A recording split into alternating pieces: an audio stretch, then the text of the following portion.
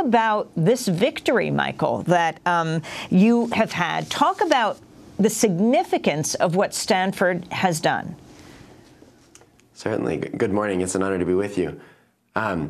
So this victory is a major one in the climate movement, and it's a major one for the divestment movement specifically.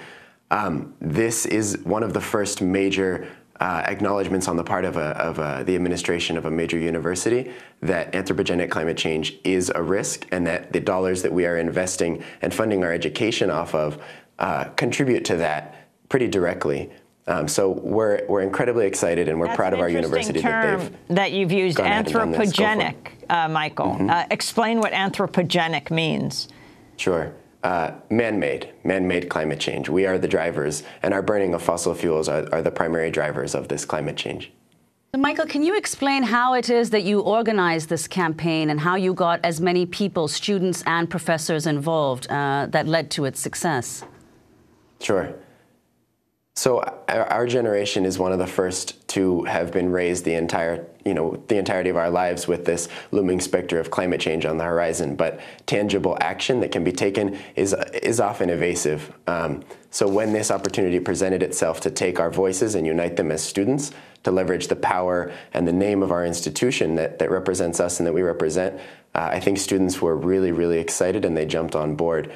We had recently an election on campus where over 2,700 students voted in favor of divestment. We've had hundreds of faculty, quite literally almost 200 now, send expressions of support to our campaign because they know that this is something that they can do, and they know that institutional action right now is what needs to happen to create concrete change in our country in terms of a positive direction for climate action.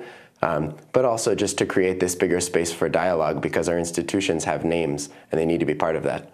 I'm reading from the New York Times right now. It says the university said it acted in accordance with internal guidelines that allow its trustees to consider whether, quote, corporate policies or practices create substantial social injury, unquote, when choosing investments.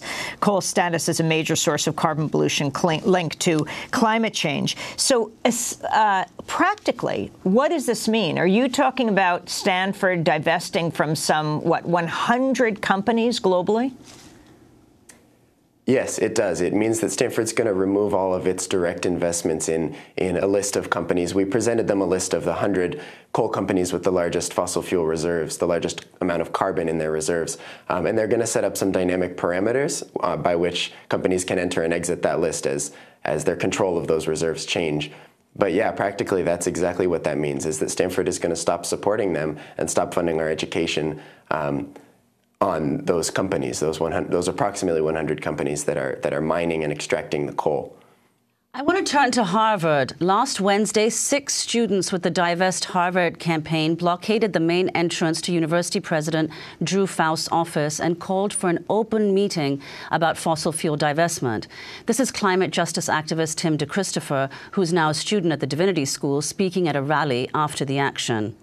Leadership is something that the campaign to divest from fossil fuels has been asking of Harvard for 2 years now.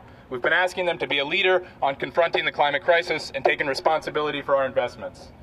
And so finally, yesterday, Harvard took some leadership and became the first school in the country to arrest its own student for requesting a public dialogue about fossil fuel divestment.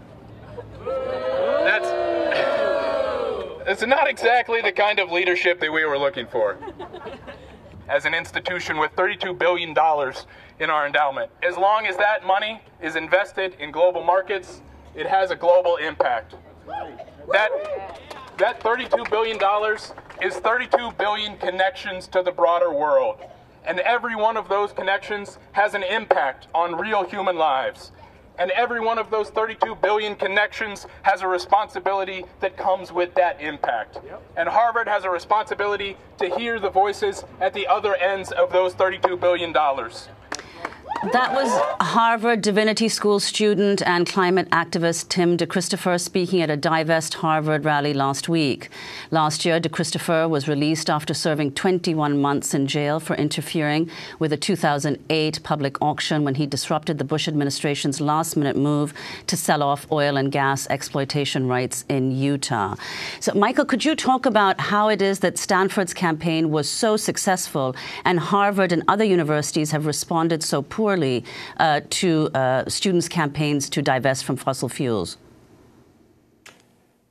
So this juxtaposition between the administration at Stanford's response and the administrations at other schools, Harvard and Washington University most notably in the last week, is really an unfortunately salient one, and one that I think is being rightfully made in media across the country right now. And it's the fact that Stanford maintained an open dialogue now for almost 18 months with students meeting regularly and considering our concerns. And when 78% of our undergraduate body stands up and asks for divestment and states that they want Stanford's endowment and its money to be brought in line with its core values, they listened. And I think Stanford's come out on the right side of history, and other schools haven't up to this point.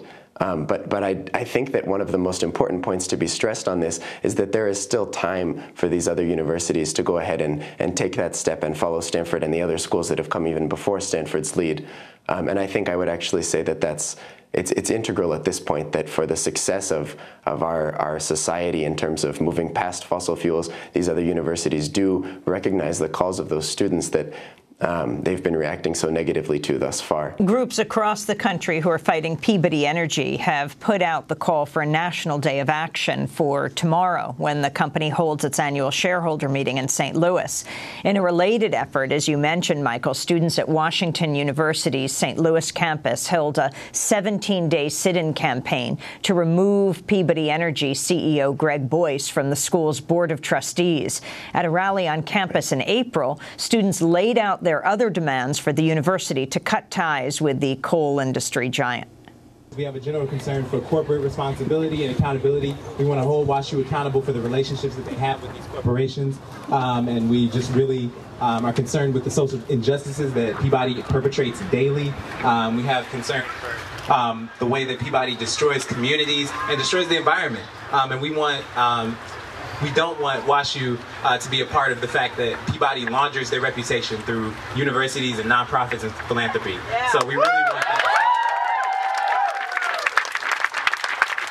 So our second ask directly addresses that. We feel that the university does not, and the administration in particular, does not acknowledge the social injustices that Peabody commits. And so we ask that Chancellor Wrighton visit frontline communities of Peabody's coal mining operations.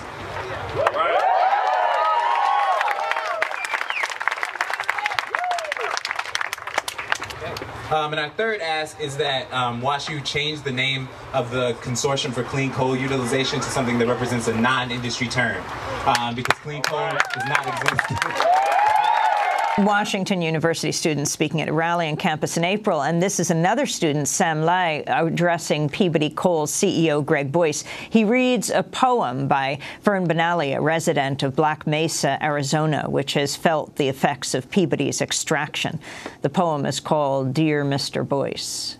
Dear Mr. Boyce, I've been thinking a lot about genocide, about my American inheritance, about haunted ground, fleeing homes, and the creation of ghosts, about the lessons of American history.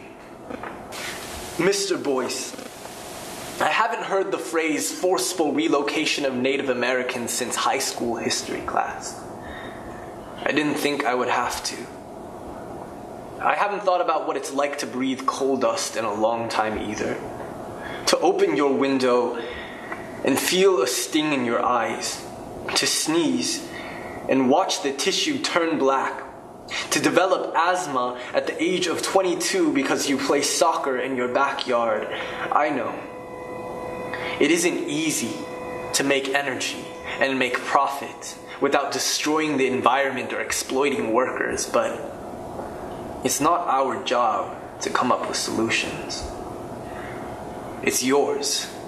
You get paid a lot to come up with solutions.